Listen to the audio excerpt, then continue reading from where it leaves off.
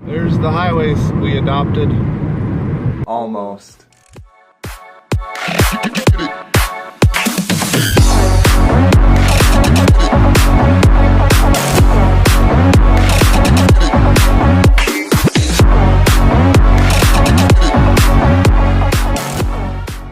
Alright, so here's what we got happening right now for breakfast. Only the most nutritious breakfast for the alls is, I don't know if you've shopped for Pop-Tarts lately, but Pop-Tarts are a lot like Oreos.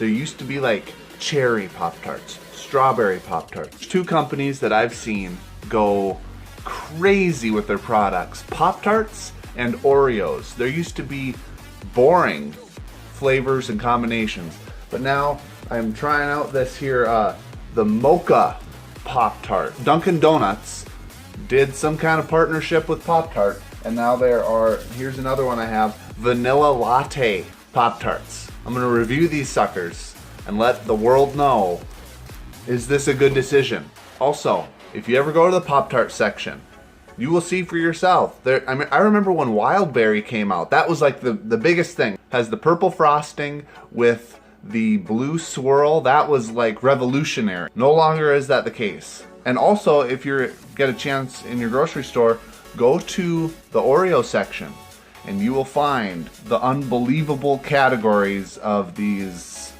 cookies. They're not cookies anymore, and don't get me started with Oreos, okay? Because I could rant about Oreos for a long time, way past your bedtime.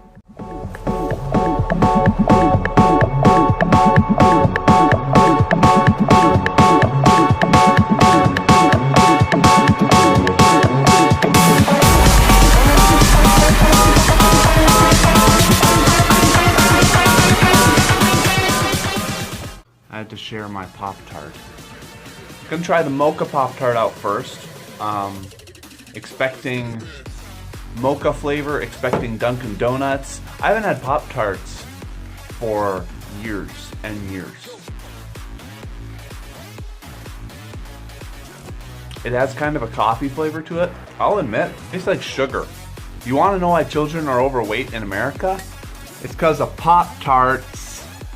That's the obesity problem here. It's basically, let's be honest, that's basically a candy bar in a dessert form. All right, next one, the vanilla one. I like the vanilla one more. It's more vanilla latte, I guess. Yeah. The mocha one, on the other hand, kind of tastes like an ashtray mixed with asphalt. That's what it tastes like. Are you reading to Sissy? Are you reading a book, Mila? Reading a book to Sissy? No.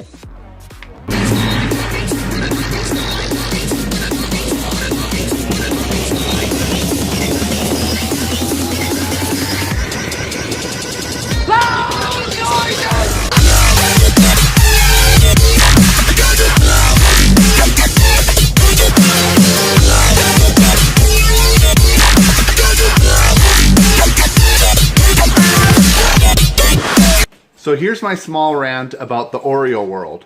America wanted a perfect cookie, and Oreo is actually probably the best cookie out there. Originally, it had a thin layer of icing. I can't really call it frosting. I'm not really sure what it is. Foamy deliciousness. You take that Oreo, you dip it in your milk, and it was just a delicious treat overall. Then came the double stuffed, then the triple stuffed, then the mega stuffed, and they started playing with different flavor combinations. Pumpkin spices everywhere, but it hit Oreo too. Birthday cake, Pumpkin pie, Hawaiian punch, all kinds of flavors. Swirl, chocolate, strawberry, which is disgusting. And I can't lie and say that I haven't tried almost every single Oreo flavor. I like Oreos. I just have a problem with there being such a free-for-all. You know, just go out and whatever combination, just take Willy Wonka and slide all the crazy ingredients into a pot and see what happens. Go to your Oreo section and you will see for yourself. You want Oreos? Good luck picking one. Not only do you have to pick the amount of fluff in the middle, you have to pick the flavor you want. And you know, one cookie that hasn't really evolved or developed over time is the animal cracker. It's not really a cookie, it's a cracker. But you know, you think about it, the animal cracker hasn't really evolved. I think maybe one time in the past there's been a, I think they put some kind of a thin icing on it with some sprinkles. But here's the thing. In all the evolution of the Oreo, the Pop-Tart, let's just focus on the Oreo, even the packaging for Oreos has changed. And I like the packaging now. You just have to know how to twist the side of the top door that comes off. You gotta twist it and make it stick to itself. Animal crackers, not so much package difference. They're fun for kids, they're dry, they're stale, they're easy to choke on. You can't dip them in anything. I mean, I could go on and on. Here's the thing about animal crackers. They're good, but they don't compare to the Oreo, but they're not that far apart on the shelf. So what's gonna happen? Back to Oreos.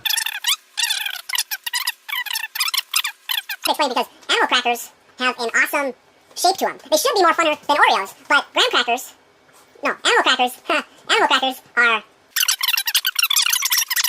But yet again, you see the graham cracker evolving, not so much, but they do have the cinnamon kind, which is amazing. The box hasn't changed that much. It is a dark blue. The fact that, they try to sell them in bulk. You'll see these huge tubs of animal crackers. I don't even know how many animal crackers, different kinds of animals there are. There's probably like six or seven maybe.